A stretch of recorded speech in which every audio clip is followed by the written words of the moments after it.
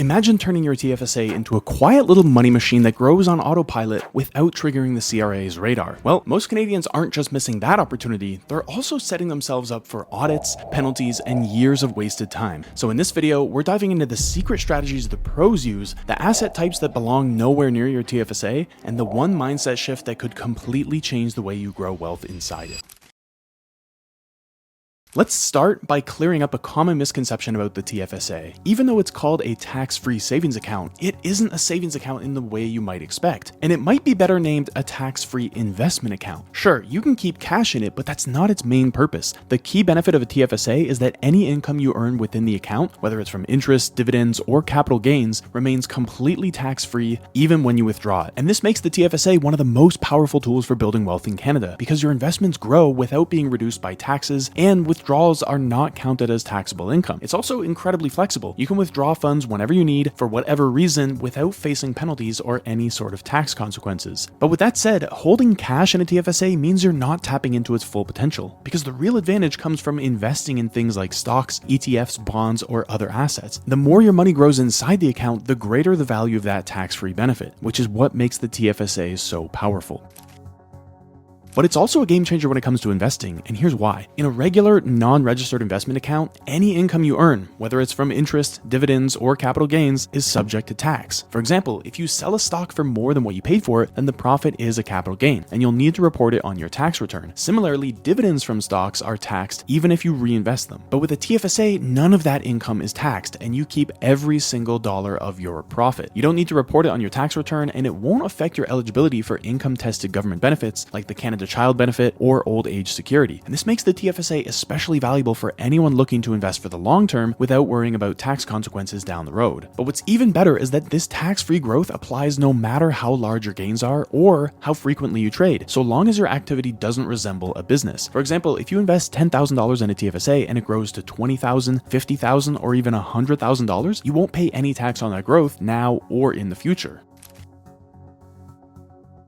But keep in mind, the TFSA does give you a limited amount of contribution room over the course of your lifetime. And once you use that room, that space is occupied until you withdraw funds or receive new contribution space the following year. So if you're using that space to hold cash, especially for emergencies or short-term goals, then you're wasting an opportunity to let your money grow through investments. For instance, if you put $10,000 of emergency savings into a TFSA and just leave it there as cash, it's going to earn little to no interest. But on the other hand, if you invested that $10,000 in a diversified portfolio and it doubled in value over time, then that same $10,000 will grow into $20,000 and it's completely tax-free. And so the extra $10,000 of tax-free growth is where the true value of the TFSA lies. And that's why high-interest savings accounts are a better choice for your emergency funds than a TFSA. You might pay a small amount of tax on the interest you earn, but you preserve your TFSA room for long-term investments that have the potential to grow significantly. And since contribution room is limited, it's essential to use it wisely on investments that can fully take advantage of the account's tax-free benefits. But now that we've talked about the importance of reserving your TFSA room for high growth opportunities, let's talk about the types of investments that can make the most of this space. So your TFSA can hold a wide variety of different investments, including individual stocks, ETFs, mutual funds, bonds, and GICs. And you can think of your TFSA like a container. The account itself doesn't grow your money. What really matters is what you put inside of it. So if you fill it with investments that generate income or appreciate in value over time, then you'll benefit from that growth without any tax. For example, stocks and ETFs that pay dividends can continue to grow and reinvest within your TFSA, and all that activity remains sheltered from tax. And you can buy and sell investments within your TFSA just like you would in any other brokerage account. As long as the assets are considered qualified investments by the Canada Revenue Agency, any growth they produce will remain tax-free while they're inside the account. And so with that flexibility in mind, let's take a look at how you can actually open a TFSA and where you should consider doing it.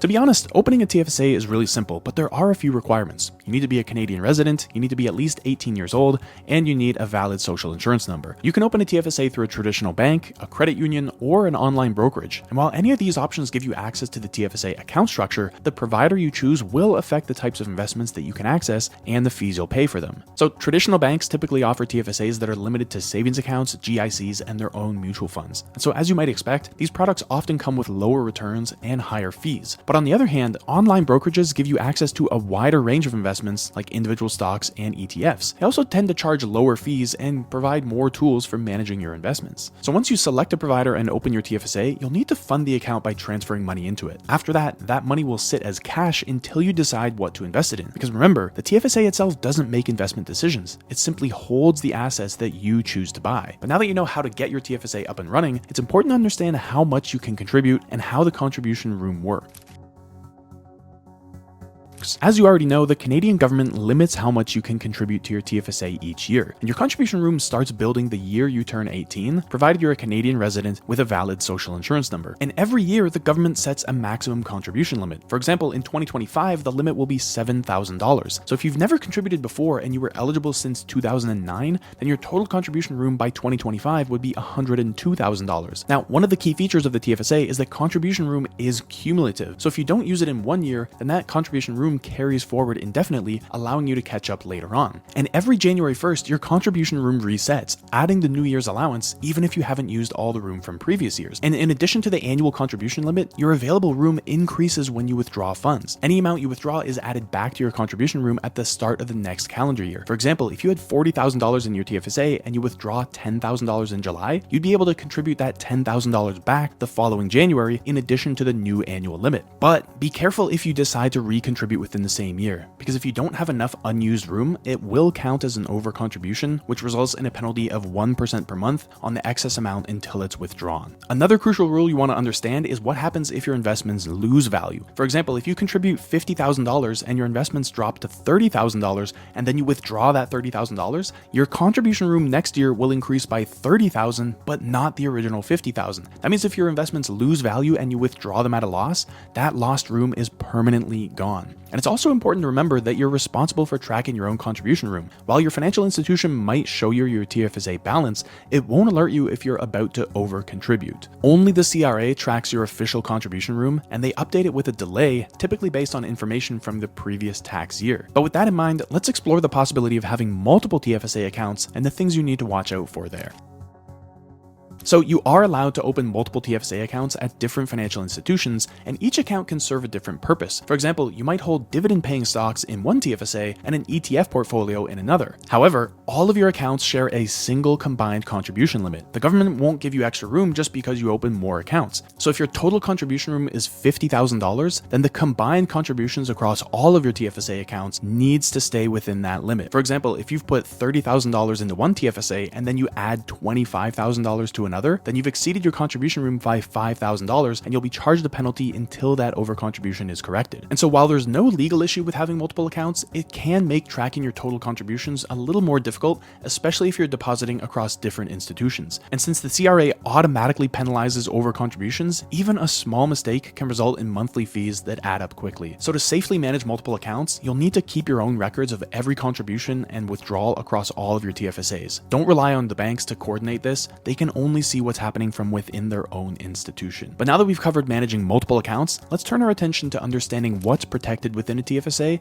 and what isn't. Just because an investment is inside a TFSA doesn't mean it's guaranteed. The safety of your money actually depends on the type of assets you hold in the TFSA and where those assets are held, because some investments are protected by Canada's deposit insurance system, but others are not. For example, the Canada Deposit Insurance Corporation, or CDIC, offers insurance coverage for certain types of deposits at member financial institutions up to $100,000 per account category. And so this includes cash, GICs, and other term deposits held within a TFSA. And so if a CDIC member institution were to fail, those types of TFSA holdings are protected and you wouldn't lose your money up to the insured limit of $100,000. However, CDIC does not cover investments like stocks, bonds, ETFs, mutual funds, or cryptocurrencies. So if you hold these assets inside your TFSA and they lose value, or if the brokerage holding your account fails and lacks additional protections, then those investments are not covered by CDIC. Even within a single TFSA, only the eligible components are protected. So for example, if your TFSA has $5,000 in cash, $10,000 in GICs, 15,000 in stocks and 20,000 in ETFs, only the 15,000 in cash and GICs would be covered by CDIC, but the 35,000 in stocks and ETFs wouldn't be covered. And so while CDIC does provide important protection for certain TFSA holdings,